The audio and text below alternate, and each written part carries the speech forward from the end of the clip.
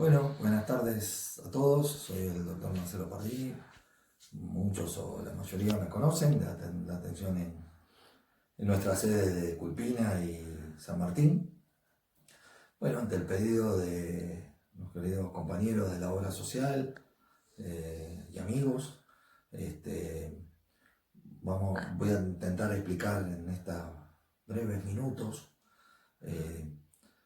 con respecto a lo que estamos viviendo de la pandemia del coronavirus, tratar de aclarar algunos puntos que, a mi entender, me parecen fundamentales en este periodo que estamos transitando, que todos conozcan como información pública general, sin adentrar demasiado en terminología médica, pero para que básicamente todos puedan entender lo que estamos pasando.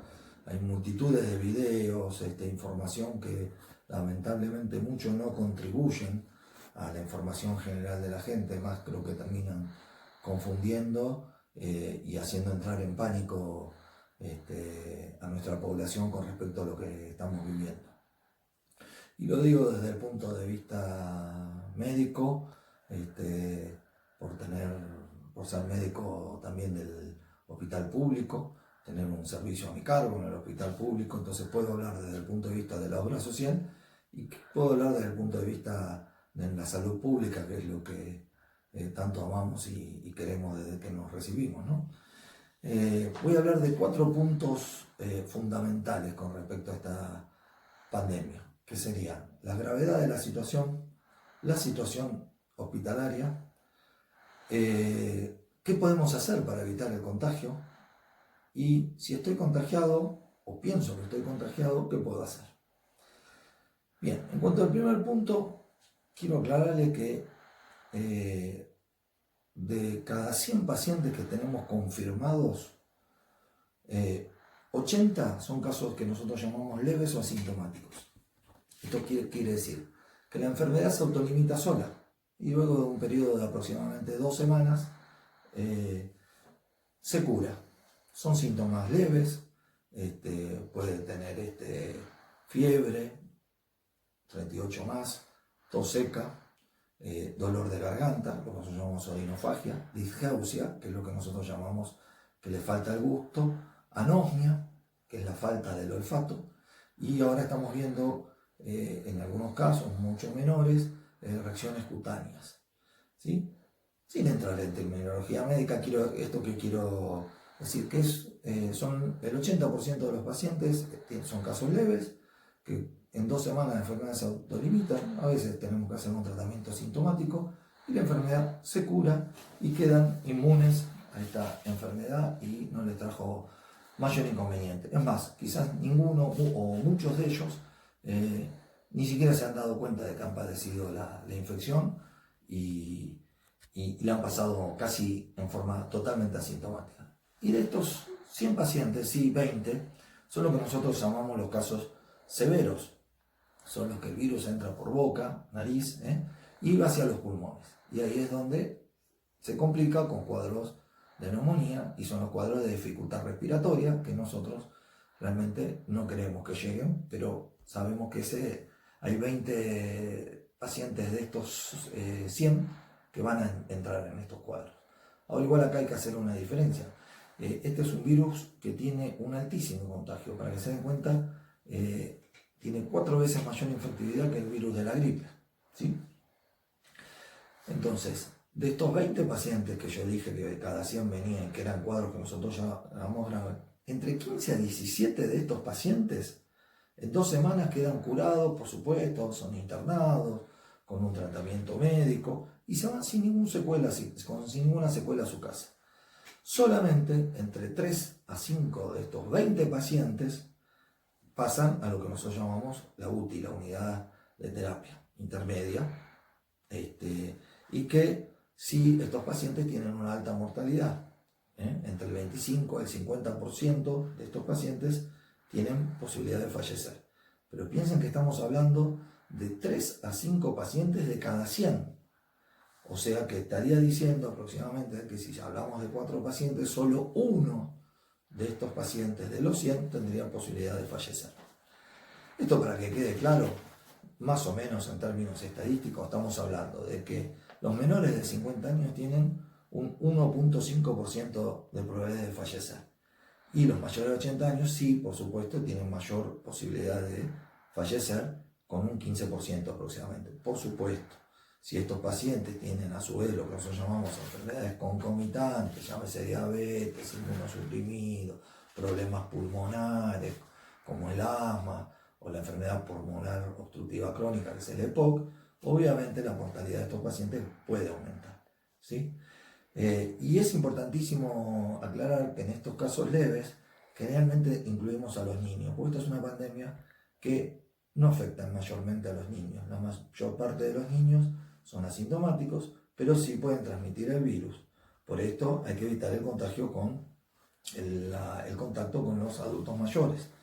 Bien, en cuanto al segundo punto, el de la situación hospitalaria, y lo hablo como médico de un hospital público, la verdad, los hospitales en estos momentos, y por supuesto todo esto es muy dinámico y varía, al día de hoy no tenemos hospitales colapsados. Ni siquiera nos están faltando camas, tenemos camas todavía ociosas, por suerte, en la unidad de terapia respiratoria. Y la provisión de insumos, sí, bueno, en algunos casos puede estar un poco afectada, en otros no, pero en general estamos cubriendo más o menos las expectativas. La conclusión es que todavía tenemos camas y tenemos respiradores disponibles para un mayor número de pacientes, y eso es muy bueno, eso es muy, muy bueno.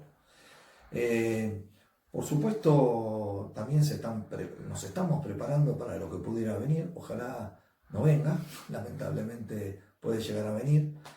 Hay que, por supuesto, estar atentos y ser precavidos, y por eso es que nos estamos preparando para lo que pudiera venir, ¿sí? Se están preparando también hospitales de las Fuerzas Armadas, hospitales privados, porque tenemos lamentablemente la experiencia de Europa.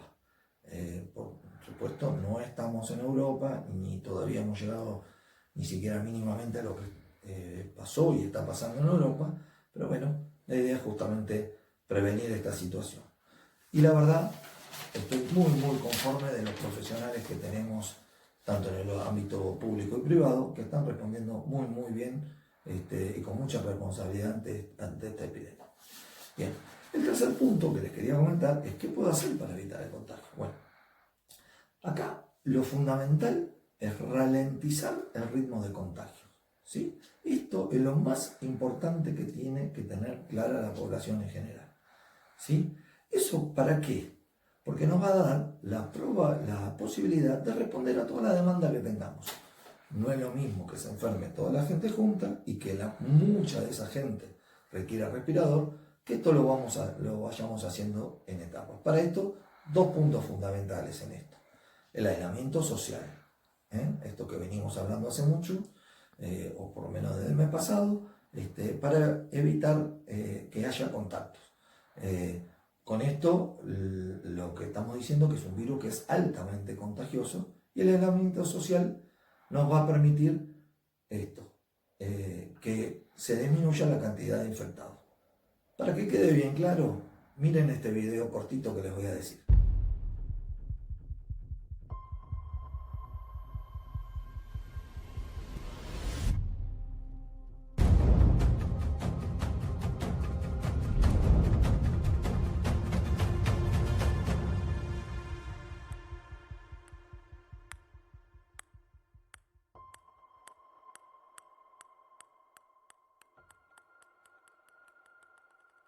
Bien, el otro punto fundamental, ¿cuál sería? Demorar el pico.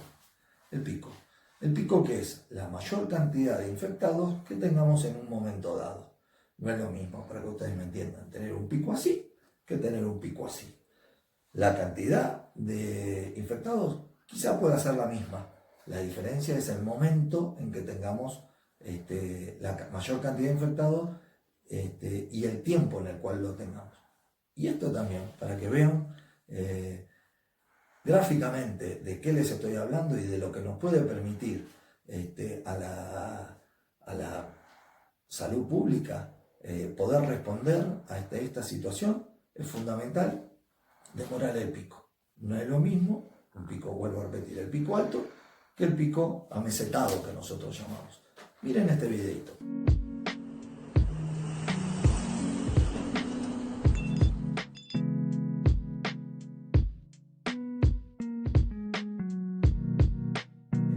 Obviamente en todo esto hay un perjuicio económico, se entiende, es clarísimo, pero también tengamos que pensar que la salud es nuestro bien primordial y hay que poner en la balanza esto, ¿no? Acá podría hablarle en cuanto a la población, aparte del aislamiento social y demorar el pico para ralentizar lo que habíamos hablado, el ritmo de contagio, todas las medidas que ustedes ya saben y que la verdad no quisiera empezar a repetir, la importancia del lavado con agua y jabón de las manos, el alcohol en gel, eso lo tienen en todos lados y creo que es bastante claro. Y por supuesto podemos hacer nuevas charlitas para ir explicando más de estas cosas, pero creo que lo tienen más o menos todo claro. Y el cuarto punto es si estoy contagiado o pienso que estoy contagiado, ¿qué puedo hacer? Bueno, acá los síntomas son muy diversos. Sabemos que si hay fiebre y un síntoma, uno o más síntomas, es muy probable, y nosotros ya lo tomamos como caso sospechoso de coronavirus. La fiebre generalmente es mayor a 38 grados y como les dije, los otros síntomas son el dolor de garganta, la falta de olfato, gusto, tos seca, y por supuesto ya llegar a una dificultad respiratoria es algo mucho más importante. Por supuesto, si tiene antecedentes, la persona tiene antecedentes de un viaje, aunque todo esto, bueno, ahora ya quedó un poco más rezagado, ¿no? No era lo mismo marzo que abril. El antecedente de un viaje o el antecedente de haber estado en contacto con un caso sospechoso o confirmado va a cambiar mucho, ¿no? En cuanto a estos pacientes con alguna sintomatología. Los hospitales nos estamos preparando para recibir esto, se están formando las UFU, no sé si habrán escuchado hablar, que son las unidades febriles de urgencia, que están en el hospital, a un costado de la guardia, y son justamente para recibir estos pacientes. Hay que evitar el pánico, no colapsar hospitales, fundamental, porque la vacuna creemos o esperamos o tenemos esperanza que va a salir dentro de muy poco tiempo, se está trabajando intensamente, entonces sería bueno que podamos pasar lo mejor posible, por decirlo de alguna manera, esta epidemia que estamos teniendo ahora, ¿sí? Tenemos muchos fármacos y muchas cosas nuevas que estamos experimentando y que están dando resultados en la atención de nuestros pacientes internados, así que a no desesperar, estamos teniendo muy buenos progresos. Por supuesto, los mayores peligros los tenemos donde hay conglomerados urbanos, y en eso pasamos al punto 3 que decía lo de la importancia de la población, ¿no? De lo que tenga que hacer. Donde más tenemos, obviamente, afectados es en la ciudad de Buenos Aires y el área metropolitana, ciudades en Córdoba, por ejemplo, ciudades como Altagracia, Río Cuarto, la misma ciudad de Córdoba, Santa Fe, Ushuaia y Chaco. Esos son los lugares que tenemos más afectados. ¿Cómo hacemos desde el punto de vista médico? El diagnóstico es muy simple, con la clínica y la radiología. El diagnóstico siempre de certeza ante caso sospechoso, más si tuvo antecedentes, como le dije, de contacto o de viaje, es hacer el hisopado, la famosa prueba del PCR, y con eso confirmamos si tenemos o no la enfermedad. Básicamente, estos son los 4 puntos que yo les quería hablar y quería llevarles tranquilidad. Estamos haciendo todo lo necesario y todo lo correcto para frenar esta epidemia. Así que, entre ustedes y nosotros, seguramente lo vamos a poder superar, y dentro de muy poco tiempo nos vamos a poder estar viendo personalmente en nuestra sede de nuestra querida obra social. Muchas gracias a todos y a su disposición.